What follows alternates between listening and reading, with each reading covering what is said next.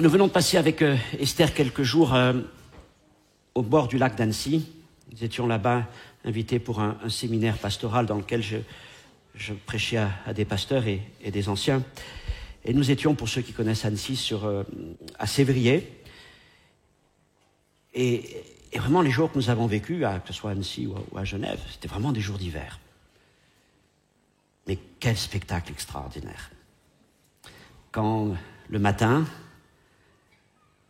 la brume est là en face sur les Aravis, au fur et à mesure elle monte, et vous voyez la neige qui est là. Toutes les montagnes sont couvertes, elles ont une lumière extraordinaire. Et en bas, vous avez le lac. Quel spectacle enchanteur. Il y avait là des frères et des sœurs qui venaient, pour certains, de Paris, de Bretagne, de l'île de la Réunion. Alors, comme on avait vraiment, il y avait un balcon, vous prenez les photos, c'était magnifique. Et c'est vrai que la création loue le Seigneur par sa beauté. Et elle nous parle de toute la sagesse, la créativité de notre Dieu. Elle réjouit nos cœurs quand on voit des choses comme cela. Et l'hiver est beau, et l'hiver a ses joies. Nous en savons quelque chose en Suisse, n'est-ce pas? Mais nous savons que l'hiver aussi a ses exigences. Et l'hiver peut s'avérer redoutable. Alors peut-être moins aujourd'hui qu'autrefois, mais traditionnellement, l'hiver est une saison d'attente, où l'homme, comme la nature, se calfeutre, et où tout semble se ralentir, voire même se figer. C'est l'hiver. Mais il peut nous arriver aussi de traverser d'autres hivers. Pas simplement de décembre à mars, et pas simplement des hivers de température basse. Et qui n'a pas connu peut-être un hiver de maladie, de tension familiale, professionnelle, matérielle, voire de stagnation spirituelle. Et rien ne semblait bouger. Tout était gelé. Je parle au passé, mais peut-être que pour quelqu'un, c'est un présent. Et tu es là, dans cette situation. Évidemment, on n'a rien d'agréable, parce qu'elle nous expose à bien des choses difficiles. Alors, il peut venir dans nos cœurs et dans ton cœur, là, dans ces jours, la pensée de bousculer ce qui est figé, de reprendre en main en quelque sorte ta vie, d'agir sur cette situation. Et il y a en toi un désir de changement, de travail, d'études, de ville, d'église. Ne me faites pas dire ce que j'ai pas dit, je n'ai pas dit d'époux, d'épouse. Hein.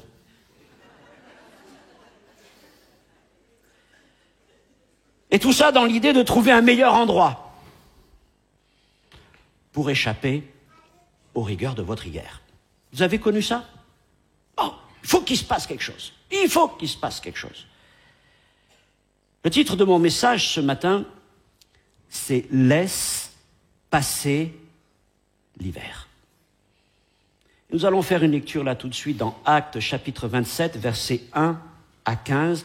Actes 27, 1 à 15, ça ne sera pas en diapo parce que ça aurait été trop long. Vous pourrez le lire dans vos Bibles sur vos téléphones, ce qui est tout aussi bien. Et voici la parole de la part du Seigneur, je crois, les paroles que je voudrais vraiment déposer sur vos cœurs aujourd'hui. La première, c'est que Dieu a toujours un endroit en réserve pour que nous passions l'hiver. Dieu a préparé un endroit pour que nous passions l'hiver. Et de là, il en découle cette parole, laisse passer l'hiver, même si la situation n'est pas des plus agréables. Nous lisons dans Actes 27, à partir du verset 1er. Il y a une quinzaine de versets, mais c'est le récit, c'est un récit, donc ça sera facile à lire et à écouter et à comprendre. Lorsqu'il fut décidé que nous embarquerions pour l'Italie, on remit Paul et quelques autres prisonniers à un centenier de la cohorte Auguste nommé Julius. Et nous montâmes sur un navire d'Adramite qui devait côtoyer l'Asie, c'est-à-dire la province de la Turquie occidentale, et nous partîmes, ayant avec nous Aristarque, macédonien de Thessalonique. Le jour suivant, nous abordâmes à Sidon, au Liban, et Julius, qui traitait Paul avec bienveillance, lui permit d'aller chez ses amis et de recevoir leurs soins. Partis de là, nous longeâmes l'île de Chypre, parce que les vents étaient contraires. Après avoir traversé la mer qui baigne la Cilicie, la Pamphylie, nous arrivâmes à Myrie, en Lycie. Tout ça, c'est au sud de la Turquie. Et là, le centenier, ayant trouvé un navire d'Alexandrie qui allait en Italie, nous y fit monter. Pendant plusieurs jours, nous naviguâmes lentement, et ce ne fut pas sans difficulté que nous atteignîmes la hauteur de Cnide, au sud de la Grèce, de la Turquie, où le vent ne nous permit pas d'aborder. Alors nous passâmes ensuite au-dessous de l'île de Crète, du côté de Salmone. Nous la côtoyâmes avec peine et nous arrivâmes à un lieu nommé Beauport, près duquel était la ville de Lazée. Mais un temps assez long s'était écoulé, la navigation devenait dangereuse car l'époque même du jeûne était déjà passée. C'est pourquoi Paul avertit les hommes en disant « Ô homme, je vois que la navigation ne se fera pas sans péril et sans beaucoup de dommages, non seulement pour la cargaison et pour le navire, mais encore pour nos personnes. » Et le centenier écouta le pilote et le patron du navire plutôt que les paroles de Paul. Et comme le port n'était pas bon pour hiverner, la plupart furent d'avis de le quitter pour tâcher d'atteindre Phénix, port de Crète qui regarde le sud-ouest et le nord, afin d'y passer l'hiver. Et un léger vent du sud vint à souffler. Se croyant maîtres de leur dessein, ils levèrent l'ancre et côtoyèrent de près l'île de Crète. Mais bientôt, un vent impétueux qu'on appelle Eurachylon se déchaîna sur l'île, et le navire fut entraîné sans pouvoir lutter contre le vent, et nous nous laissâmes aller à la dérive. Amen.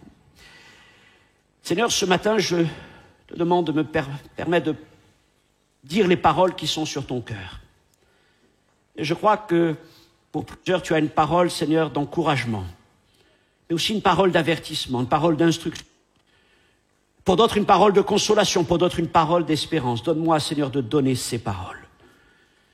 Et s'il vient à manquer quelque chose à ce que je dis, je te prie, Seigneur, de parler directement toi-même à nos cœurs, afin que nul ne ressorte, Seigneur, de ce lieu sans avoir saisi pleinement tout ce que tu voulais nous communiquer.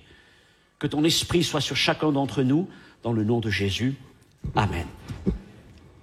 Voilà, acte 27 décrit le long voyage maritime de Paul et de ses compagnons vers Rome. Il est donc question dans ce passage de bateaux, de navigation, de vent, de voile, de port, de tempête et d'un long parcours, et puis même, du compte, il est même question, si vous lisez tout le chapitre, d'un naufrage. Et j'ai toujours trouvé que ce chapitre était un peu comme une parabole de la vie chrétienne. Ça ne veut pas dire que nous allons tous faire naufrage. Bien sûr. Mais il y a quelque chose qui nous paraît tellement vivant, tellement personnel, qui nous rappelle tellement des situations dans lesquelles nous nous sommes trouvés. Voilà, j'ai dit une parabole, parce que c'est rare que nous soyons comme ça pris sur un bateau dans des tempêtes, évidemment, mais nous avons connu tous un peu ce genre de situation. Et pour moi, ce chapitre, c'est en quelque sorte une sorte de voyage du pèlerin en route vers la cité royale. Alors le bateau sur lequel Paul se trouve embarqué avec ses compagnons n'a rien à voir avec un paquebot, un navire à passagers qui traverse la Méditerranée avec des chambres de cabine, etc., etc. Non, c'est un navire cargo. Ce sont des navires cargo. Et les passagers, ils passent probablement la plupart de leur temps sur le pont, à l'air libre. Ça a son importance, surtout quand on connaît la suite de l'histoire. Donc ils sont dehors, qu'il fasse beau ou qu'il pleuve. Plus en ces temps, la navigation n'était pas une science exacte. Elle comportait beaucoup d'incertitudes, à commencer par la météo, qu'on avait évidemment du mal à anticiper. Et nous voyons dans ce passage que les vents ont un rôle majeur dans ce récit. Ils vont être à l'origine de délais, de contrariétés et même de catastrophes. Mon premier point, tout commence bien. Tout commence bien. Après son arrestation à Jérusalem, acte 21, Paul a passé 2 ans en captivité à Césarée. Mais pour un homme comme Paul, intrépide, aventurier, toujours audacieux pour aller plus loin pour l'évangile, passer 2 ans en prison, c'est une éternité pour lui. Une éternité. Mais voilà que une situation se profile et il peut reprendre sa route. Il va pouvoir enfin réaliser le projet qui est dans son cœur depuis bien des années, parce qu'il a un grand projet dans sa tête, il veut aller à Rome. Il veut rencontrer des chrétiens de Rome, mais il veut aussi témoigner de l'évangile de Jésus à Rome. Bon, seulement il n'avait pas forcément prévu d'y aller comme prisonnier. C'est ainsi que Dieu avait préparé les choses.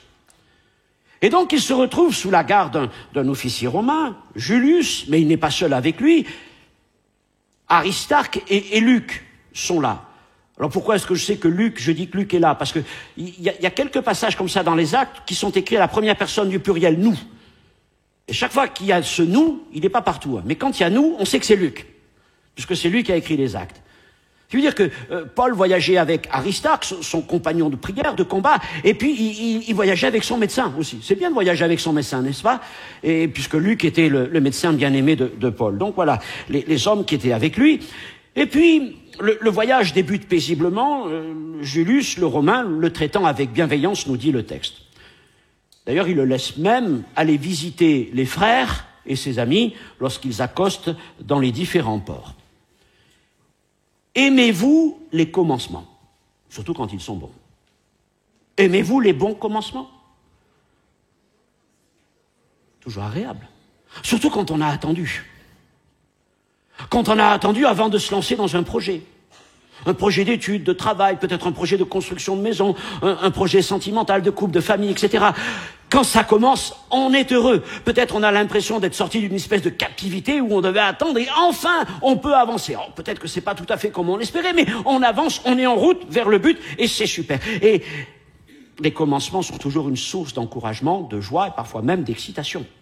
J'espère que ça vous rappelle de bons moments et qu'il y en aura encore d'autres devant vous.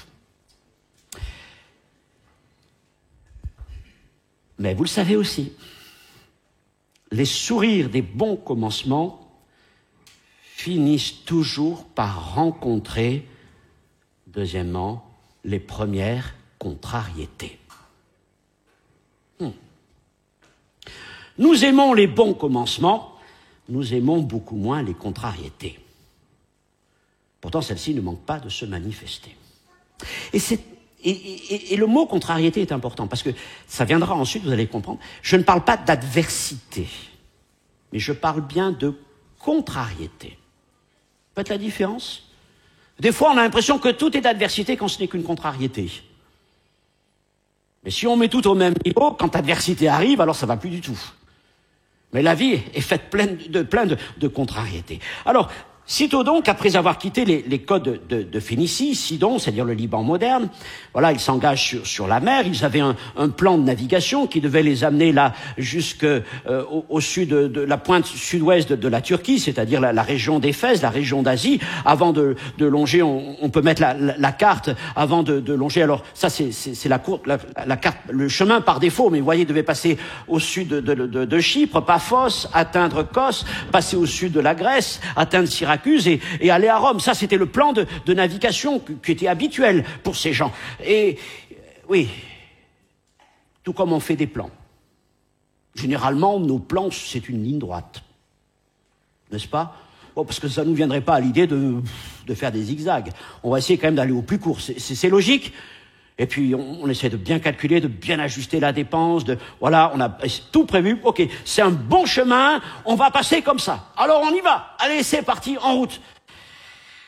Mais à peine quitte-t-il le Sidon, le port, à peine sorti du port, que, au lieu d'aller tout droit vers Rhodes en passant par le sud de l'île de Chypre, voilà que des vents contraires commencent à se lever.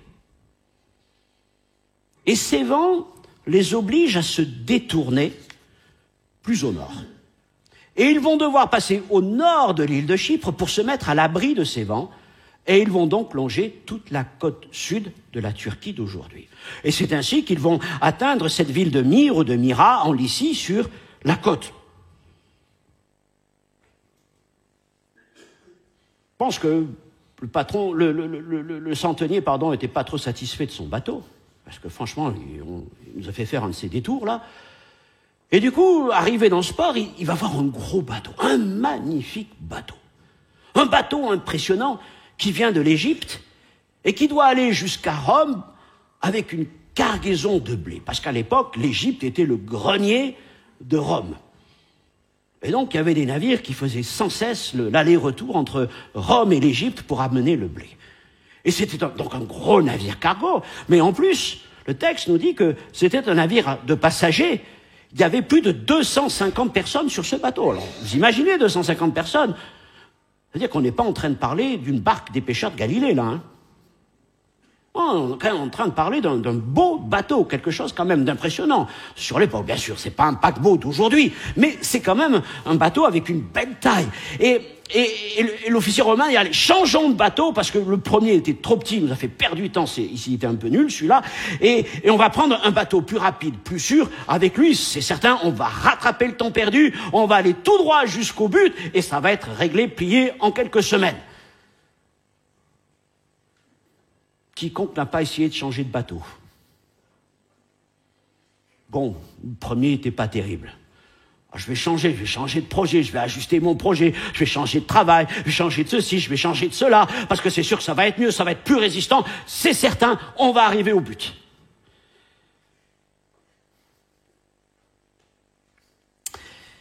Mais le vent continue de souffler. Et ce coup-ci, il ne souffle pas dans le même sens. Il souffle vers le sud. Et malgré la taille du bateau, les marins ne parviennent pas à atteindre le port suivant, Kos ou Cnide, avant de s'élancer vers la Grèce. Et ils sont poussés vers le sud. Et ils finissent par atteindre l'île de Crète, et du coup, ils vont se placer au sud de l'île de Crète pour ne plus être embêtés par ces vents qui soufflent du nord jusqu'au sud. Ils ont donc été obligés de se dérouter. Encore une fois, le plan de route, malgré le gros bateau, a dû être changé. Et la conséquence de ces choses, que j'appelle des contrariétés, c'est l'accumulation de retard. Les jours, les semaines, et les semaines s'accumulent par rapport au plan de navigation initial. Le problème, c'est que, à force de ces retards, on se retrouve à la saison automnale. Et le texte dit même que la saison du jeûne est passée. La saison du jeûne, pour les Juifs, c'est en gros septembre, mi-octobre, c'est la période des fêtes d'automne. Et donc cette période-là est passée. Et on sait qu'après cette période de jeûne, ça devient très dangereux de naviguer en Méditerranée. C'est plus la Méditerranée du mois de juillet, hein. Cette Méditerranée-là, on la connaît moins. Voilà ce qu'il en est dit, d'ailleurs, de cette Méditerranée. C'est un commentaire que j'ai trouvé. La saison dangereuse pour la navigation commençait vers le 14 septembre et durait jusqu'au 11 novembre. Après cette dernière date, toute navigation en haute mer cessait jusqu'à la fin de l'hiver. Or là, ils sont à peu près en mi-octobre. C'est-à-dire qu'ils sont au début de cette saison périlleuse et difficile. Et ils savent que ça ne va pas s'améliorer avant un bon moment, avant plusieurs mois. Alors, comme je le disais, jusque-là, on peut parler de contrariété, de délai, de déroutement. Mais il ne s'agit pas encore d'adversité périlleuse. Toutes ces contrariétés, oh, vous le savez, c'est un peu comme ces petits cailloux, ces graviers dans les chaussures. Ça nous embête. On n'a pas reçu le papier qu'on espérait. On a appelé 10 fois la banque, le notaire, l'administration. Ça n'arrive pas et du coup, on est bien embêté. C'est un exemple parmi d'autres, mais je suis sûr que c'est un exemple que nous avons tous expérimenté et vécu. Des graviers. Mais ça a des conséquences importantes. Des fois, des conséquences importantes qui mettent en péril un projet.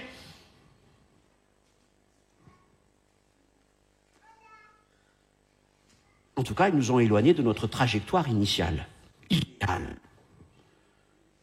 Ce que je veux vous dire, c'est que la vie chrétienne n'est pas exempte de telles contrariétés. Pour nos projets personnels, familiaux, mais aussi quand nous répondons à l'appel de Dieu. Ah bon? Même quand on répond à l'appel de Dieu? Oui, même quand on répond à l'appel de Dieu, il peut y avoir des contrariétés, des délais, toutes sortes de choses qui viennent là, et des vents contraires. Si nous croyons que parce que nous marchons avec le Saint-Esprit, notre parcours sera semblable à une autoroute, nous risquons d'être rattrapés par de très grosses désillusions.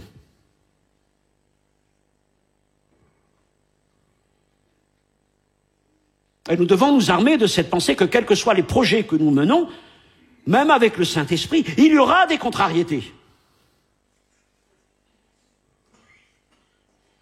Et nous devons être prêts à les affronter. Et nous fortifier dans le Seigneur et par sa force toute puissante. Malgré tout, ces contrariétés, ces délais, ces changements peuvent finir par peser sur nos cœurs, sur notre santé aussi. Ils nous éreintent, ils nous fatiguent, ils nous irritent. Ce qui veut dire qu'il y a des moments où, même pour le chrétien, sans renoncer au plan de Dieu, au projet de Dieu, à l'appel de Dieu, il y a des moments où que c'est bon de marquer une pause.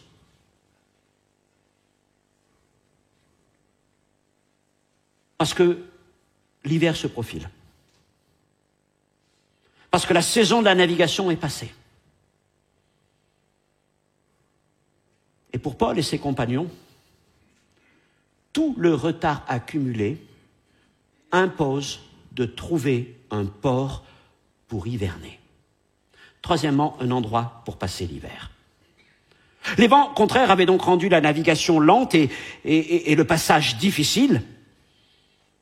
Et ils ont été obligés d'abandonner tous leurs projets de navigation initiaux et certainement Julius doit être bien embêté parce qu'il a bien compris qu'il ne pourra pas atteindre Rome d'ici quelques jours, il ne pourra pas remettre ses prisonniers comme il le voulait. Et j'imagine que même le patron du navire doit être bien embêté parce qu'il avait un contrat, il fallait qu'il amène sa cargaison de blé le plus vite possible à Rome pour être payé. Mais là, c'est certain, l'hiver étant là, c'est fini pour un moment, on ne pourra pas atteindre Rome à temps voulu. Et il se retrouve donc au sud de la Crète. Et l'hiver approche. Et il y a là, dans cette région sud de la Crète, on peut remettre la carte, il y a un port qui s'appelle Beauport. Il est en plein milieu donc de la Crète. Beauport. Ou encore Bonport. Et voilà la description qui est faite. Bonport est un port sur la côte sud de l'île de Crète, dans une baie ouverte à l'est et abritée par 2 îlots. Et le navire de Paul y fait une longue escale par mauvais temps.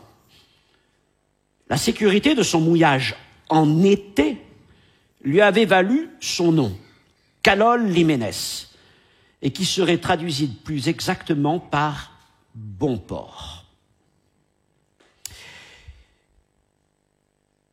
Dans la vie, il y a des moments où tout semble se dresser contre nous. Après bien des attentes, nous mettons en route, mais les forces sans présence nous font dévier de notre trajectoire. Et l'hiver arrive. Mais je voudrais vous dire qu'il existe toujours un abri pour passer l'hiver. Un refuge pour l'âme en hiver, il existe un bon port. Et ce bon port, avant d'être un lieu sur cette terre, c'est avant tout une place auprès de Dieu. Psaume 91, versets 1 à 4, vous connaissez bien ce texte. Celui qui demeure à l'abri du Très-Haut repose à l'ombre du Tout-Puissant. Et je dis à l'Éternel, mon refuge et ma forteresse, mon Dieu en qui je me confie. C'est lui qui me délivre du filet de l'oiseleur, de la peste et de ses ravages. Jésus est notre bon port. Il est le bon port de notre cœur, de notre âme. Il nous donne ce repos pour passer l'hiver. La vie chrétienne n'est pas un voyage sans été. Mais Jésus, en Jésus, elle peut devenir malgré tout un calme intérieur au milieu de la pire des tempêtes. Lui-même nous en a donné l'exemple, dormant dans le bateau, dans la barque qui était prise au milieu de la tempête. Apprends-nous à dormir dans la tempête comme toi tu dormais, Seigneur.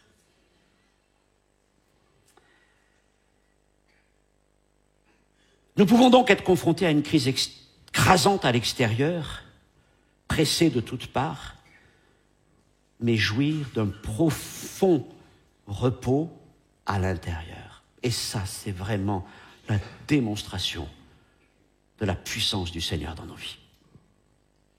À l'inverse, sans le Seigneur, les circonstances peuvent être idylliques, tout semble se passer bien, c'est un bel été, et pour autant, dans le cœur, c'est une immense confusion, c'est une immense tempête. Seul Jésus nous donne le repos dont nous avons tant besoin. Et lui seul peut faire taire le vent et calmer la tempête et nous garder au sein de l'hiver. Alors je voudrais vous dire que ce n'est pas simplement une position spirituelle. Et je voudrais venir là encore plus concret. Je crois véritablement que Dieu prépare des bons ports pour chacun d'entre nous. Il prépare des lieux refuges. Pour beaucoup, Dieu a pu nous conduire par moment dans une église qui a été une église refuge, un bon port pour nous. Dieu a pu nous donner un travail qui était un lieu refuge, un travail refuge, un bon port pour nous. Il a pu nous placer dans une ville, il a pu nous placer dans un appartement, dans une maison, dans toutes sortes de situations. Ce que je voudrais vous dire, c'est que Dieu sait nous préparer un bon port pour passer l'hiver.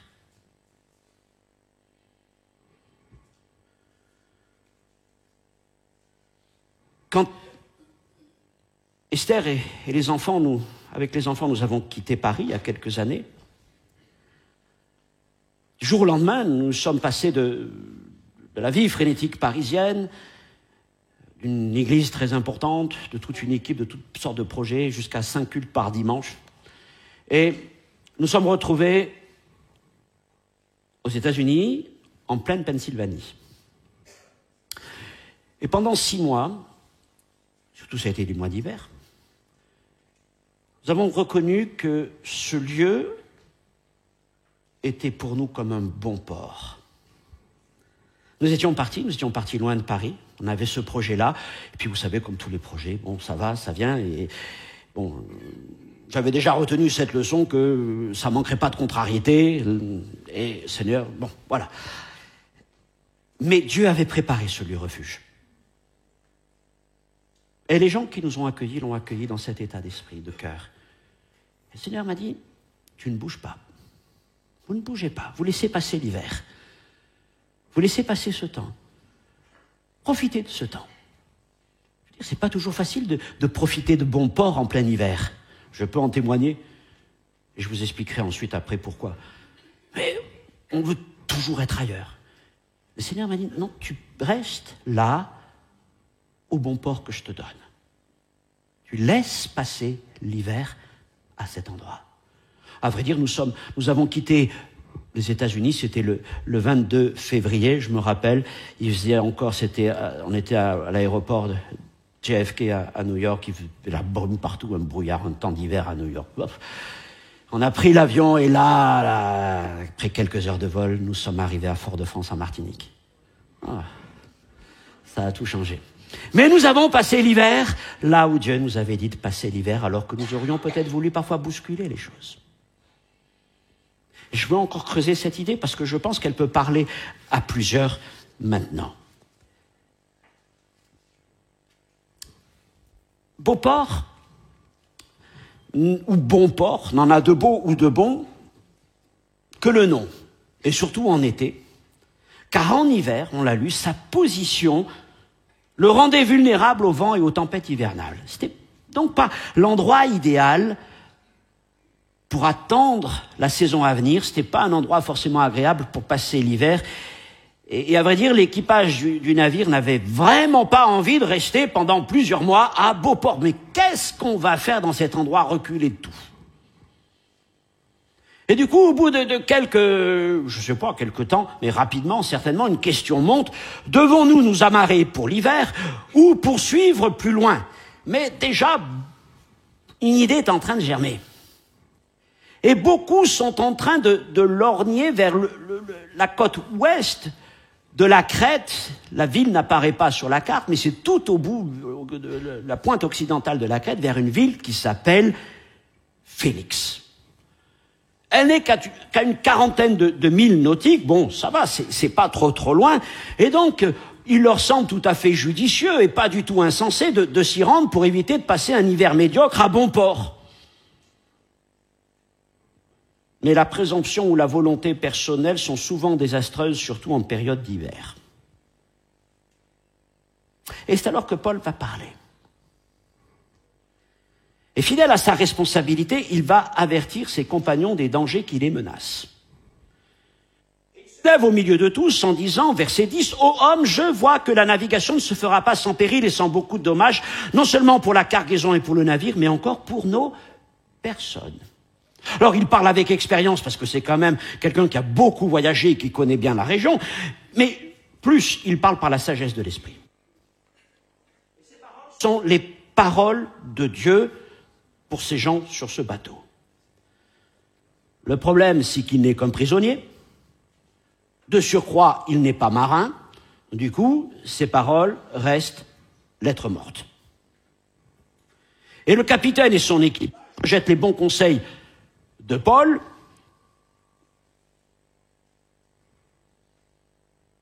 et se décident à lever l'ancre pour partir jusqu'à Phénix.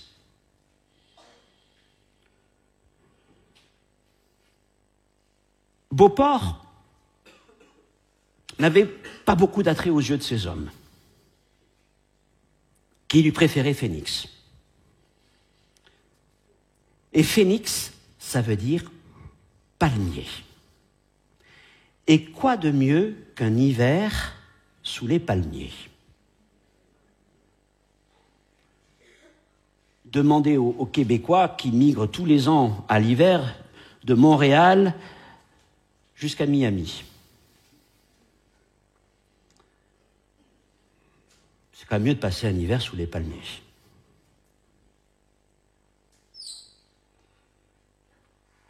Alors, tu vois la situation, et c'était ce que je disais tout à l'heure, nous sommes retrouvés aux États-Unis dans un endroit qui n'a vraiment rien à voir avec. Autour, il y avait que des prés et pas grand-chose d'autre. Et Dieu nous dit, c'est là que tu vas passer l'hiver parce que c'est un bon port. Et oui, Seigneur, c'est un bon port, si on veut. Enfin, il faut voir quand même, hein. Est-ce que tu n'aurais pas un Phénix quelque part quand même, hein? Pas bien loin. Regarde, il y a New York, c'est là, c'est quand même plus intéressant. Tu restes là. Tu restes là. Et vous voyez, c'est toujours cette tentation-là, de chercher un Phénix. De chercher la ville des palmiers. Et c'est le risque de se détourner de ce que Dieu nous a préparé. Le Seigneur, c'est pas extraordinaire, ce travail, c'est pas extraordinaire, cet appartement, c'est pas extraordinaire, cette ville dans laquelle je suis, c'est pas extraordinaire, Seigneur, cette église dans laquelle je suis, c'est pas extraordinaire. Et Dieu te dit, mais tu n'es pas là pour y demeurer, tu es là pour y passer l'hiver. C'est un bon port pour que tu y passes l'hiver, et quand le beau temps reviendra, ben tu viendras, je t'amènerai plus loin, mais maintenant, aujourd'hui, passe l'hiver à bon port. Et c'est une parole pour quelqu'un ce matin. Ne méprise pas bon port. Ne dis pas, Seigneur, il y a Phénix là-bas, quand Dieu te dit, je te veux là.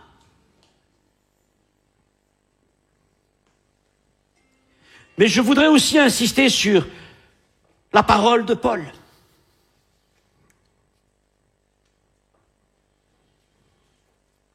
C'est le conseil de Dieu. Et particulièrement dans les périodes hivernales, nous devons être attentifs à la parole du Seigneur. Mais cette parole, elle est parfois comme celle de Paul, noyée au milieu d'une multitude d'autres paroles. Avec des gens qui vont nous dire, mais moi je sais mieux, moi je sais ce qu'il te faut. Voilà, il y a ça c'est sûr que c'est un beau projet, t'inquiète pas, on va y arriver, ça sera mieux. Et je vais vous dire, il arrive même dans les églises qu'il y ait des gens qui viennent nous dire, mais Phoenix, c'est le projet de Dieu pour toi. Ne reste pas à bon port, parce que Dieu n'est pas un Dieu de bon port, c'est un Dieu de Phoenix, c'est un Dieu qui a toutes sortes encore de provisions pour ta vie. Et voyez-vous, à force d'écouter certaines voix, la voix des hommes, ou parfois certains qui vous disent parler de la part de Dieu, mais qui ne font que parler de leur... Eh bien, certains s'engagent et quittent Beauport.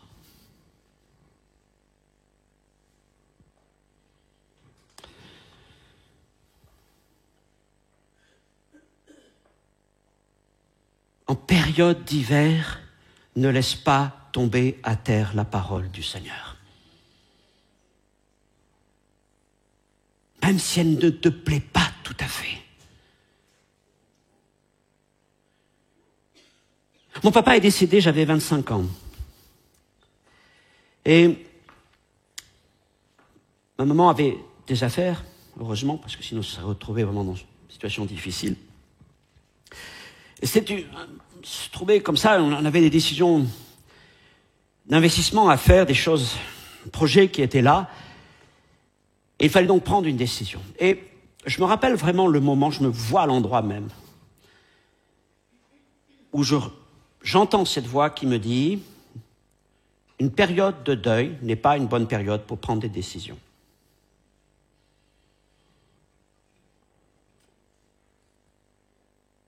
Mais à 25 ans, vous voulez prendre les choses en main. Je dis, Seigneur, c'est un beau phénix qu'il y a là-bas quand même. Vous voyez, je traduis ça comme ça. J'aurais dû écouter cette voix-là. Mais c'est vraiment un événement qui a marqué ma vie, je vous assure. Parce que ce qui est arrivé après, j'aurais pu me l'épargner. Et ce qui est arrivé après, c'est ce que nous trouvons dans la suite de ce récit, que ce soit pour moi ou peut-être que ce soit pour quelqu'un d'autre. Parce que n'écoutant pas la parole de Paul, donc les marins méprisent bon port, ils veulent atteindre Phoenix et ils s'élancent présomptueusement sur la mer.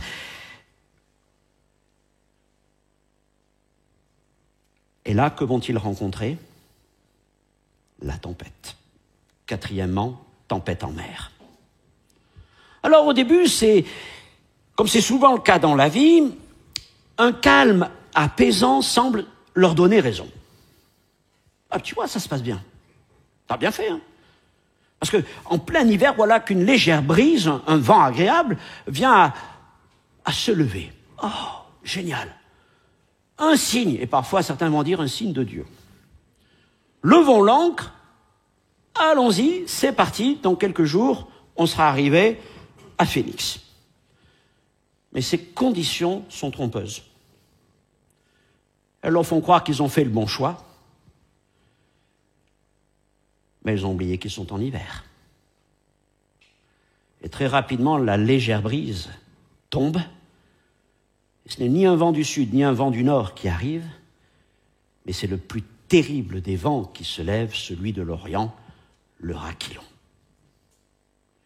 Et le Raquilon est un vent d'hiver.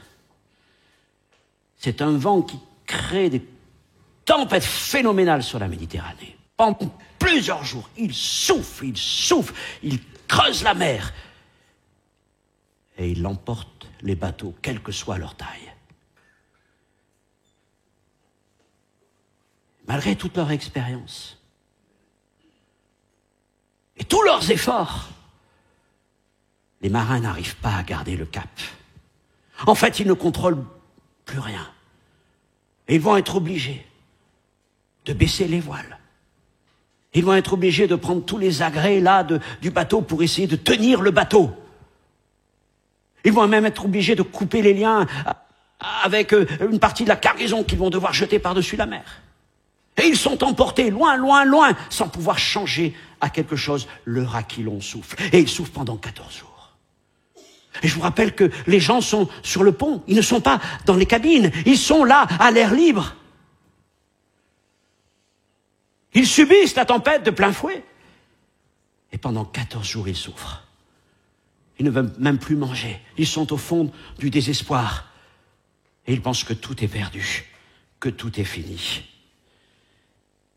Lorsque nos décisions insensées nous égarent, lorsque nous ne voulons pas entendre la voix du Seigneur qui nous dit « Reste à bon port », mais que nous nous aventurons vers Phénix, nous nous mettons invariablement en danger, nous nous exposons à leur Aquilon.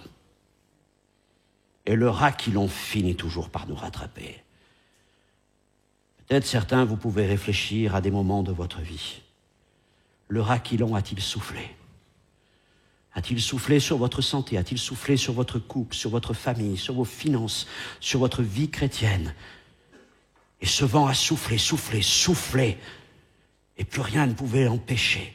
Et vous aviez peut-être même l'impression, ce moment où tout était perdu. Vous allez finir par vous écraser sur des rochers menaçants.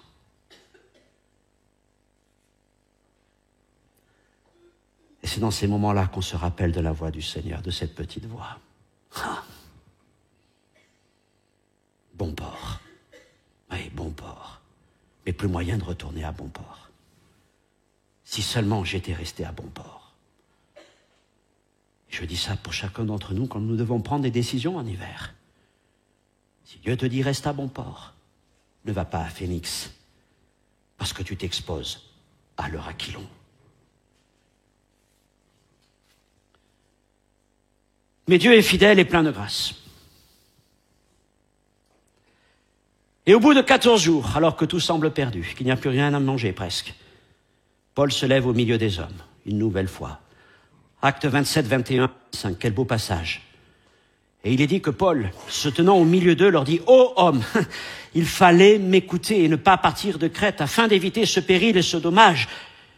Mais maintenant, je vous exhorte à prendre courage, car aucun de vous ne périra. Et il n'y aura pas de perte que celle du navire. Un ange du Dieu à qui j'appartiens et que je sers m'est apparu cette nuit, m'a dit, Paul, ne crains point. Il faut que tu comparaisses devant César. Et voici, Dieu t'a donné tous ceux qui naviguent avec toi. C'est pourquoi, ô homme, rassurez-vous, car j'ai cette confiance en Dieu qu'il en sera comme il m'a été dit. Prends courage. Gloire à Dieu pour la parole écrite, gloire à Dieu pour la parole prophétique.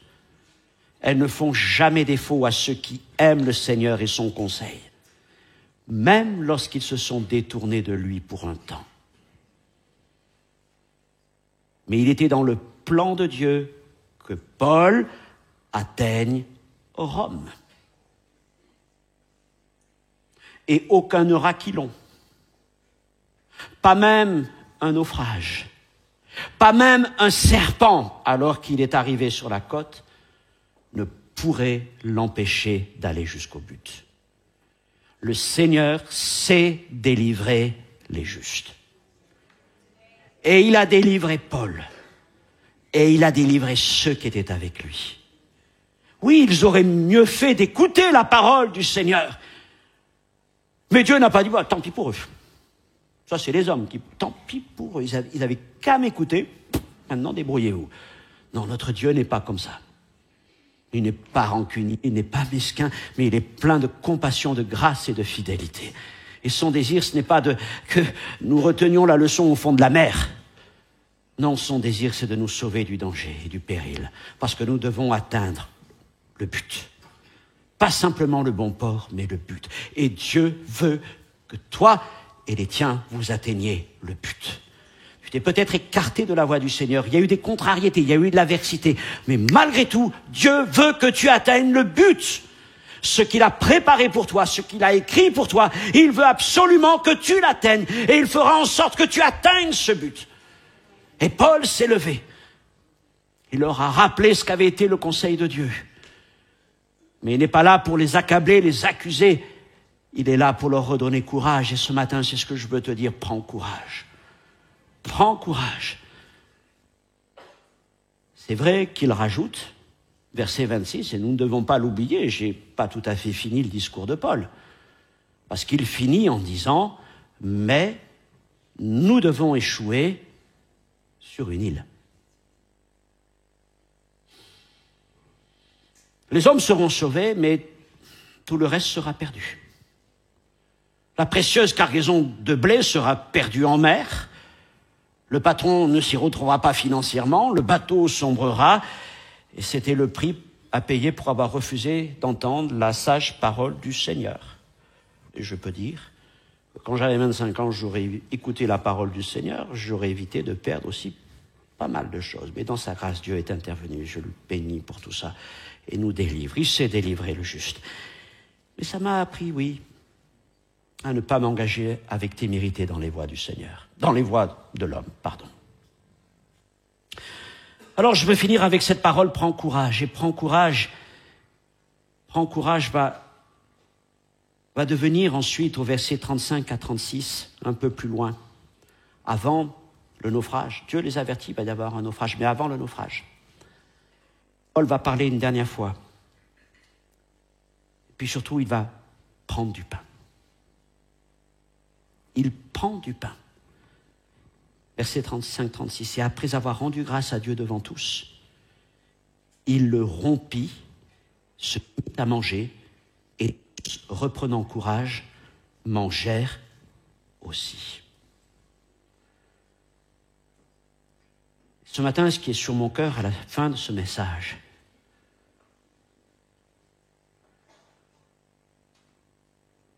c'est que nous puissions ensemble prendre le pain.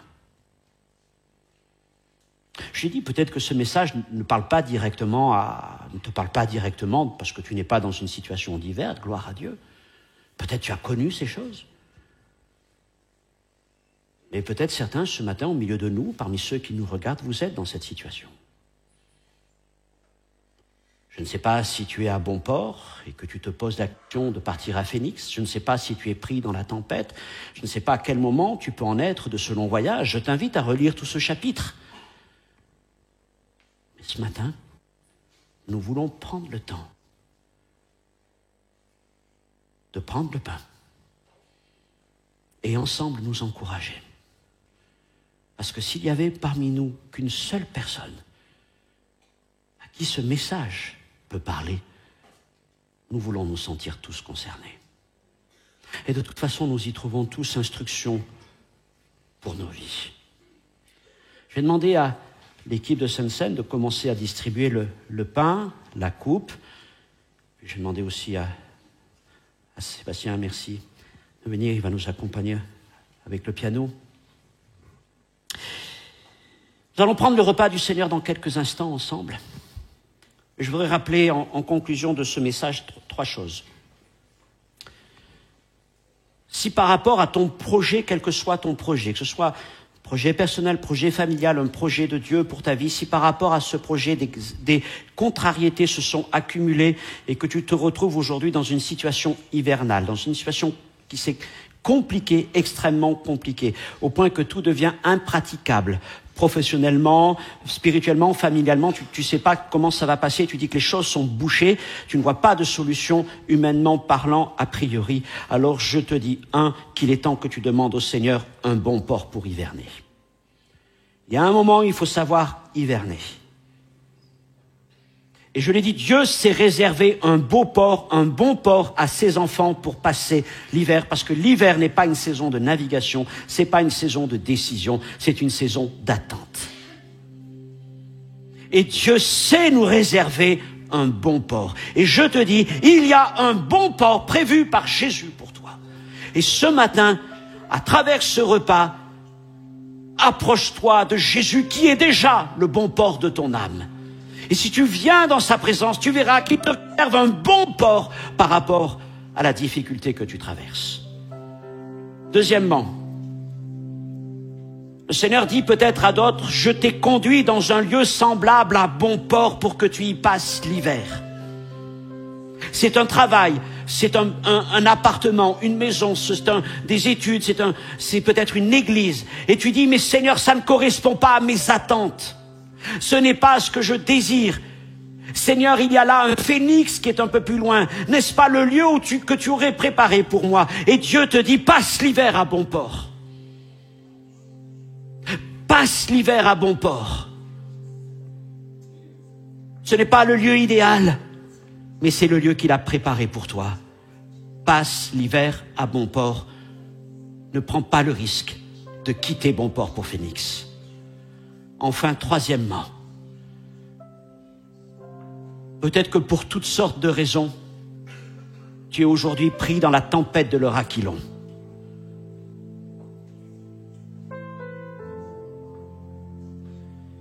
Les factures sont là. Les bilans médicaux sont là.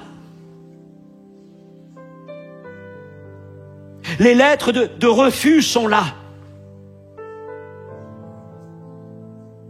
Et tu dis, Seigneur, mais comment je vais me sortir de tout ça? La tempête est là, je risque de tout perdre, Seigneur. Et Dieu te dit,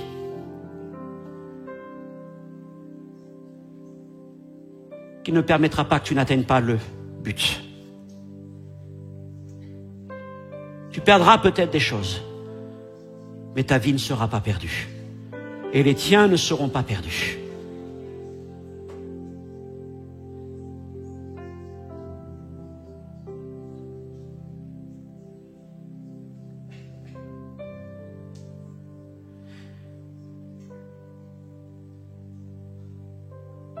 Quand mon papa est décédé quelques mois plus tôt, Dieu lui avait parlé. Et il lui avait dit ceci. Je ne permettrai pas qu'aucun de tes enfants ne s'éloigne de moi.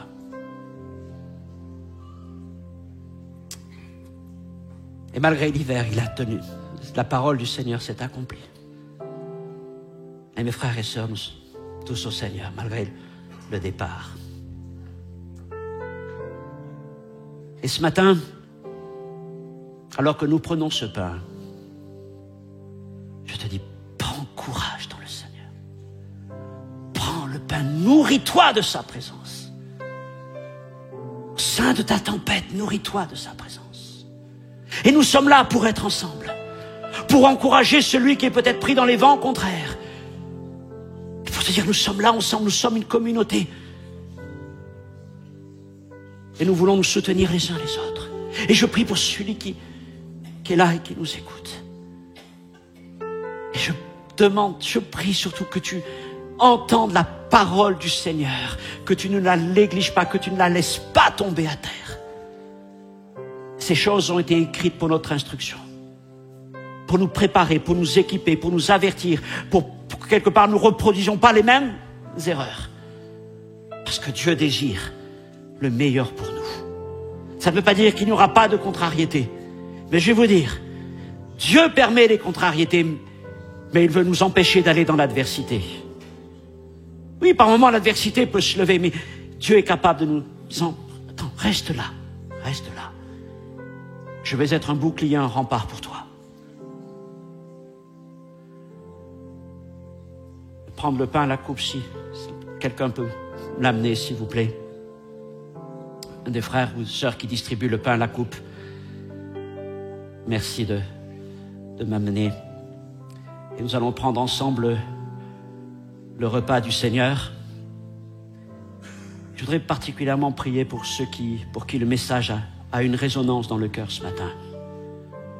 Et je voudrais vous inviter à lever. Si ce message est venu vous chercher dans votre présent, parce que tu es dans une saison d'hiver, nous ne sommes pas là pour nous épier, pour nous regarder, mais dans cette liberté de Christ, dans cet amour fraternel, je voudrais vous inviter alors, si c'est votre cas, à vous lever.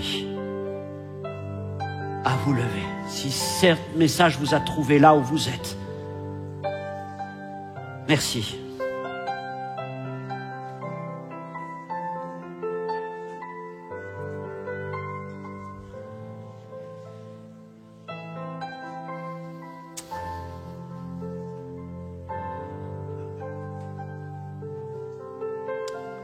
Père, tu es le Dieu qui délivre des tempêtes. Abrite-nous sous tes ailes.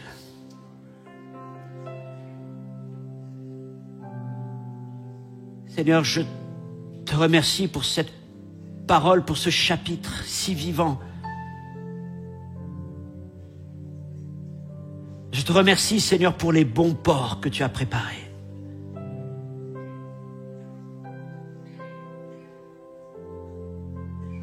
Je te remercie parce que tu veux nous conseiller, nous accompagner. Jamais tu ne veux nous abandonner. Tu es là, fidèle. Tu prépares les mêmes choses et les meilleures choses et tu nous montres que tu sais délivrer, Seigneur, le juste. Ce matin, Seigneur, si quelqu'un ressent ce message vient le chercher dans un quotidien qu'il traverse, dans une situation présente, une situation douloureuse, quelle que soit cette situation. Seigneur, je prie pour que ce message puisse résonner dans son cœur comme une parole de Dieu. Et si j'ai oublié quelque chose, Seigneur, je te prie de parler maintenant. Seigneur, manifeste ta grâce. Garde-nous, Seigneur. Garde-nous des phénix. Garde-nous, Seigneur, mon Dieu, des promesses de palmiers. Et il y a des moments où nous devons savoir nous tenir à bon port, là dans ta présence. Seigneur, en ce moment, mon Père, nous sommes devant toi et nous voulons reprendre courage. Et je vois, Seigneur, dans ces simples éléments, ce pain, cette coupe, je vois une source infinie d'encouragement, de consolation, d'espérance, de délivrance. Parce que bien au-delà de ce pain, de cette coupe, nous regardons à celui qui a donné sa vie pour nous à la croix, à celui qui a traversé toutes les tempêtes, à celui qui a souffert jusqu'au bout, afin de nous accorder la délivrance et la réconciliation. Et tu l'as délivré. Tu l'as délivré pour que nous puissions regarder vers lui jusqu'au plus haut des cieux, vers Jésus. Et ce matin, c'est Jésus qui parle, qui te parle maintenant. Et Jésus te dit, prends le pain et place ta confiance en moi.